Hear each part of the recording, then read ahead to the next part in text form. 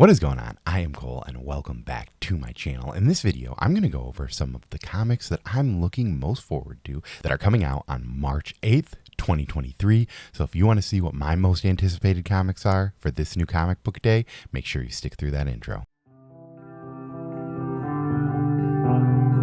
Most anticipated comic books. Most anticipated comic books from Cole.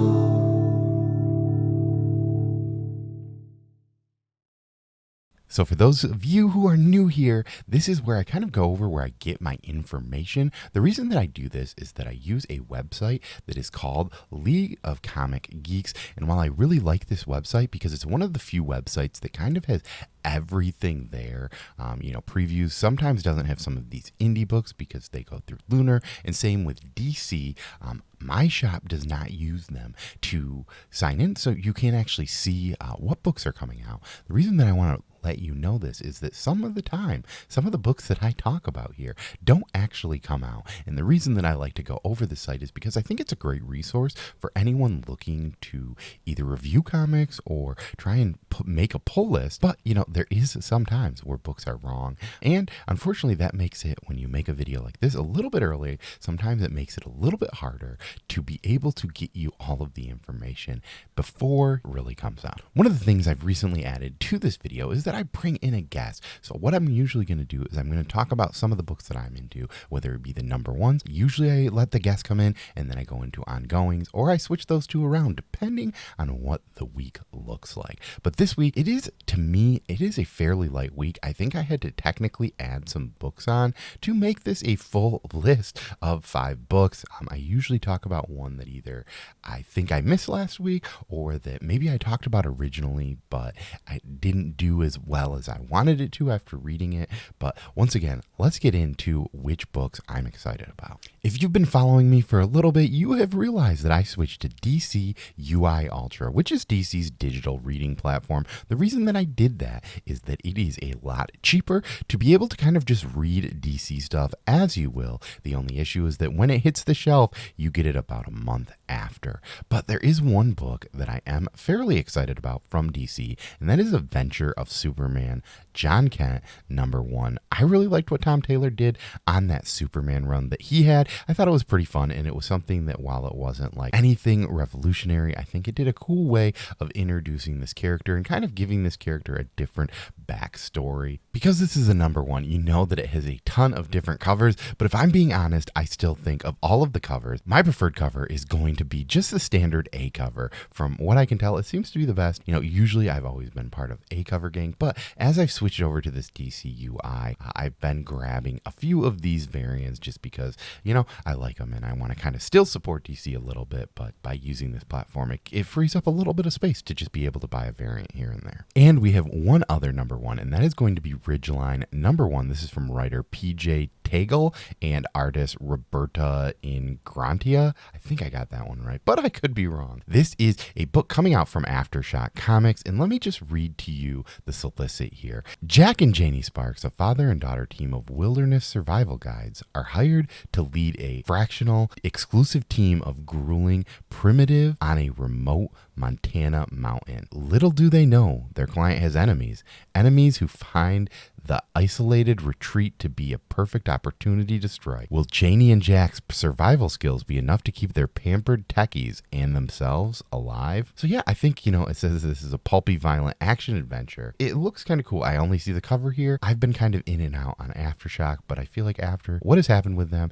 I want to kind of try to support them when I can so that maybe I can keep this company going. Let me know what you think about Ridgeline. I am normally a pretty big horror fan. Don't know if this is going to be horror per se. It does seem like it could have some spookiness, especially with them being on a mountain retreat. As I mentioned in the beginning of this segment, I usually invite a guest on so that they can talk about what books they are excited for. I like doing this because I feel like it adds a little bit extra to the show.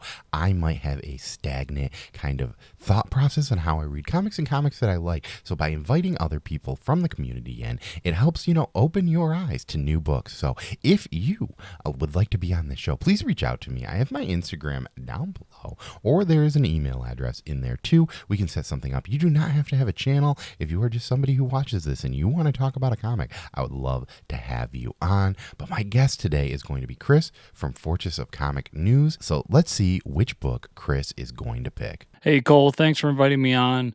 This is Chris, Fortress of Comic News. My pick for this week, a bit of a cheat, but I just couldn't resist making this my pick. It is Clear #1 from Dark Horse Comics, written by Scott Snyder, art by Francis Manapul. If you're not a Comixology person, this was one of the Comixology original books that Scott did, along with a bunch of other great ones, and this has been by far my favorite that he's done. Cyberpunk, noir, great colors, great art, fun story, being printed by Dark Horse Comics. If you have the chance, I cannot recommend enough checking this book out. It's so much fun, such a great story, everything about it, top notch. That was an awesome pick, Chris. Clear was one of those books that I really, I didn't necessarily love that first issue when it came out on Comixology, but I felt like of that group of Scott Snyder Comixology books, this was kind of the, at least for me, that seemed like it could maybe have the highest ceiling, right? Sometimes you have these books that aren't necessarily amazing, but they seem like the story could go well on that first issue. And that's kind of what this was for me. So I'm excited to be able to get that and relive that, because I end up with Comixology. Sometimes I just kind of forget about that platform and I don't finish some of those books. I don't know if I've ever actually finished one of them, unfortunately. So when they put these in print, it's usually a good way just kind of be remembered that was a book that I really liked. And if you guys haven't, I'm going to have Chris's information up here. You can go over to Fortress of Comic News. You should give them a sub. They do a lot of different types of shows, from creator interviews. I know that they recently had the creator Alex Cormack and Rich Duick on their show, and that was a great one to hear them talk about this book. And that book dealt with a rock star. And you know what I've got? I've got a book about a rock star for you. So the next book on my list is going to be Black Tape #2. This is from AWA. It's from writer Dan Panosian, artist Dalibor Talajic. I really, really dug this first issue. So it kind of deals with this, one of the biggest rock stars of all time dies, and it just kind of, his wife is kind of figures out this, that there might be something going on. The way that the first issue ends on a crazy cliffhanger, and I'm just really excited to see where this story is going to go.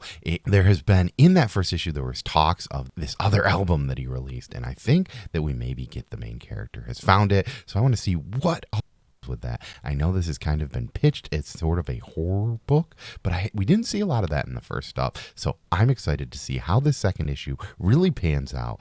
I really enjoyed this first issue. This is one of the books Blake and I talked about when we had 3 random #1s. I'll have the link to that video up here. If you want to go out and check it, you can see a little bit more issue #1 and see if maybe issue #2 is a good book for you to pick up. The next book up on the ongoings is Children of the Black Sun, issue #3. This is from creator Dario Sicheko and artist Letzia Kendoncia. And I probably definitely butchered those, but that is okay. I tried my best. So this is from a Blaze Comics, and I have really been digging how creepy this is. So the high level pitch for this book is that a black sun comes every few years, and when it does, it either makes people crazy, sometimes people kill a bunch of people, sometimes a bunch of people die. But there are certain kids that are born under this black sun, and those ones all have white hair and seem kind of creepy. That first issue was kind of open-ended. We didn't get a lot on it, but that second issue, we kind of understood a little bit of the backstory. There are kind of 2 waves of these kids, and maybe we're on the brink to a third one. I really, really kind of enjoyed this. The art is great. Ablaze has been doing some books that I think, besides Animal Castle, haven't been really recognized as much, and this is one of those books that I think a lot of people, if you're a horror fan or you like weird, eerie stories, I think this is a really good book. And while it is 3 issues in, it might be worth looking at your shop if they have that #1, flipping through it and see if maybe this is a book that you want to add to your pro list, especially with a week like this where things are kind of a little bit smaller. This might be the perfect time to grab a few back issues, and maybe this is that book for you. And the final book we have for my list is going to be Know Your Station #4. This is from Boom Studios, from writer Sarah Gailey, artist Lena Kangas. I really enjoyed this. I had Taylor Winder on my show, and this is the book that he recommended. I went and I know Bruce also talked about this, from Bruce and Stephanie Comics, and they both have very different styles of books that they like, but they both love this. I made it a plan to go out and get this. I think issue number 1 and 2 was a great start to this book. I think issue number 3 slowed down a little bit for me, but this is the penultimate issue of this series. I'm excited to see what is going on this spaceship. It's been kind of, there's been some twists and turns here. There's been a lot of deaths, or have there been deaths? We still are kind of unsure. The narrator is one that maybe we don't necessarily need to trust, but overall, Know Your Station has been a great book, and I'm glad this is one of those that I ended up picking up after a few issues of missing it. And I know I said that I'm only going to be talking about 5 books, but I do have one more book. I don't know if I actually had this one on my list earlier, but Blood Tree #2 is a book from Image Comics, from writer Peter J. Tomasi and artist Maxim Simic. I really dug the first issue, but I didn't. The hard thing about this book is I earlier talked about Black Tape, and I mentioned that Blake and I talked about this talked about that on the show. We also reviewed this book. This is the one that I put at the lowest in the ranks. The difference is I think that this is one of those books where possibly I could enjoy this more than any of them. Kind of similar to what I said about Clear. This had a very, this is a book that seems like it has a higher ceiling than some of the other books out there, right? You didn't get a lot from the first issue, but you kind of knew that there was something that was going to be built up. We haven't really understood. I think this first volume is maybe only 4 issues. I'm still kind of unsure. When I first looked at it, I thought only 3, but now I'm seeing about 4 here. And I think this is kind of one of those books, right? You see these angels are coming around. There's this crazy serial killer. And I think this, like I said, I think this has the potential to be great, but this could be, depending on how this issue goes, it might be a book that is getting close to the chopping block. I think that there was some stuff that seemed fairly basic, I guess, in the first issue, but also is more of a setup, right? Who knows? Peter J. Tomasi is one of those writers that I think has the capabilities to do some awesome books, but this one kind of seemed basic at first. I'm hoping that the second issue can really turn that around, because I think that the concept of the bad guy in this is very cool. You got to see them in that first issue, and the way that he's going about this is he's getting better. It just seems like a cool kind of detective story that is definitely a lot different than some of the other stuff that is out there. And once again, I'm Cole. This was my list of most anticipated comics. Thank you again, Chris, for joining me on this episode. As I say, I love having new guests on. So if you are here and watching this and you are interested in joining it, let me know. I always like to have new people on here to give new opinions. As I mentioned earlier, sometimes people bring in these books and I end up reading them and I really enjoy them. So it's even good for me to learn about other stuff that is going on. So these are what I'm looking forward to, but I would love to hear what you're looking for. As I say every week, the reason that I love making this video is that I just love talking comics with other comic fans. I created the station kind of as a way to talk about what kind of comic books I'm looking for and what kind of stuff that I'm doing. I always love bringing in that dialogue with other fans, whether it just be a single issue, maybe it's a trade, or maybe it is a cover lover pick. I would love to know what you're looking forward to. And if you're new here and you enjoyed this video and you want to continue to see what types of books I'm excited for, I drop this video every Friday, and I would love to have your subscription. So if you could hit that subscribe button, hit that like button, and if you feel so inclined, maybe ring that bell. But as always, I have been Cole.